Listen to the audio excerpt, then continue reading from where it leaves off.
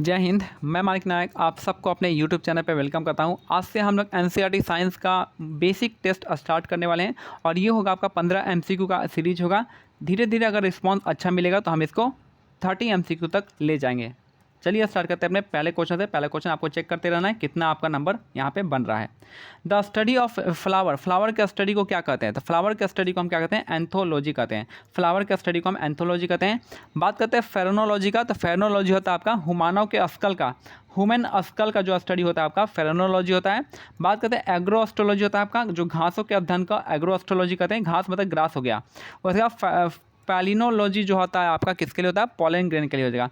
Pollen grain होता है उसका, उसके स्टडी को हम पैलिनोलॉजी कहते हैं। तो यहाँ पे हो जाएगा आपका फ्लावर का स्टडी को एंथोलॉजी, इसका करेक्ट आंसर हो जाएगा।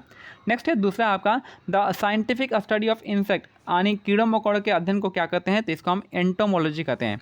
कीड़ा मकोड़े के अध्ययन को हम क्या कहेंगे? एंटोमोलॉजी कहेंगे। इस्थियोलॉजी आपका फिश का हो जाएगा, फिश से हो जाएगा। मछलियों के अध्ययन को इस्थियोलॉजी कहते हैं।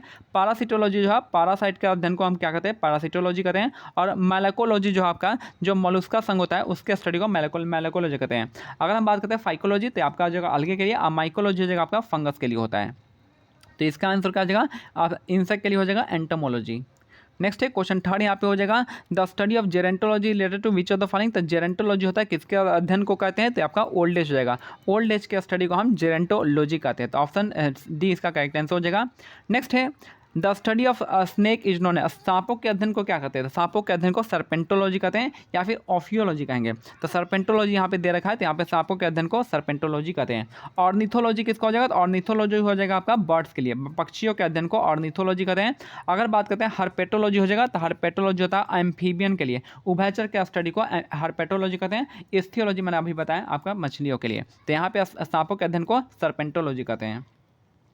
नेक्स्ट है which of the following gave gases was absent in the atmosphere of the primitive earth. जो पुरानी प्रिमिटिव अर्थ थी उसमें उस समय कौन सा हमारे जो गैस था एब्सेंट था हमारे एटमॉस्फेयर से? ये था आपका ऑक्सीजन। उस समय जो था ऑक्सीजन एब्सेंट था जब पृथ्वी बन रही थी, तो वह जगह हमारा कौन सा गैस एब्सेंट था? और आपका ऑक्सीजन एब्सेंट था। नेक्स्ट है क्वेश्चन में Darwin theory of natural selection. Darwin जो का जो थ्योरी था नेचुरल सिलेक्शन का किस पे बेस्ड था? ये था आपका ओवर पॉपुलेशन, ओवर प्रोडक्शन पे, struggle for the existence and variation पे, और सर्वाइवल ऑफ द फिटेस्ट पे। तो ये आपका ऑल ऑफ द इसका करेक्ट आंसर हो जाएगा। तो डार्विन का थ्योरी जो नेचुरल सिलेक्शन था वो किस पे बेस्ड था? ओवर प्रोडक्शन पे, और स्ट्रगल फॉर लाइफ के एग्जिस्टेंस पे हो जाएगा, और आपका किस पे? सर्वाइवल ऑफ द फिटेस्ट के लिए। तीनों ही आपका करेक्ट आंसर हो जाएगा। नेक्स्ट है the mutation theory of evolution was enunciated by. तो जो म्यूटेशन थ्योरी दिया गया था वो किसने दिया था? तो आपका ह्यूगो डी विरेस ने दिया था। तो जो म्यूटेशन थ्योरी है वो किसने दिया था? तो ह्यूगो डी विरेस ने आपका म्यूटेशन थ्योरी को दिया था। ऑप्शन क्या जाएगा? ऑप्शन डी हो जाएगा। नेक्स्ट है the reason for large scale diversity among the organism is. तो ऑर्गेनिज्म में जो सबसे ज़्यादा डाइवर्सिटी देखा जाता है वो किस वजह से देखा जाता है? वो जो डाइवर्सिटी देखा जाता है आपका वो आपका म्यूटेशन की वजह से देखा जाता है। तो जो रीजन जो होता है आपका लार्ज स्केल डाइवर्सिटी का वो किस वजह से होता है? तो म्यूटेशन की वजह से होता है। नेक्स्ट है the smallest organism capable of autonomous growth and reproduction is. तो स्मॉलेस्ट ऑर्गेनिज्म जो होता है जो कि कैपेबल होता है आपका ऑटोनोमस ग्रोथ, खुद के ग्रोथ और रिप्रोडक्शन के लिए, तो होता है आपका माइकोप्लाज्मा। माइकोप्लाज्मा क्या होता है? खुद के रिप्रोडक्शन और ग्रोथ का जिम्मेदार होता है, कैपेबल होता है।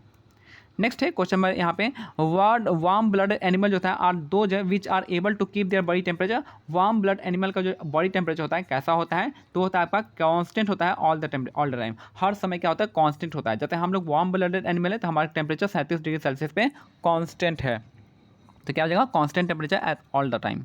नेक्स्ट है which of the following creature have no blood but respire. कौन सा ऐसा क्रिएचर है जिसके पास ब्लड तो नहीं होता है लेकिन वो रिस्पायर करता है, वो सांस लेता है? वो है आपका हाइड्रा। हाइड्रा ऐसा क्रिएचर है जिसके पास ब्लड नहीं होता है लेकिन वो सांस लेता है, तो हाइड्रा इसका करेक्ट आंसर हो जाएगा।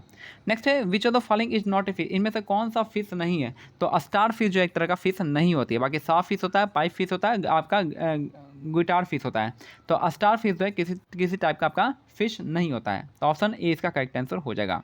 नेक्स्ट है the panda belong to the same family as the. Panda किस फैमिली का बिलोंग करता है? तो पांडा जो फैमिली बिलोंग करता है वो आपका ये आपका बियर फैमिली का बिलोंग करता है।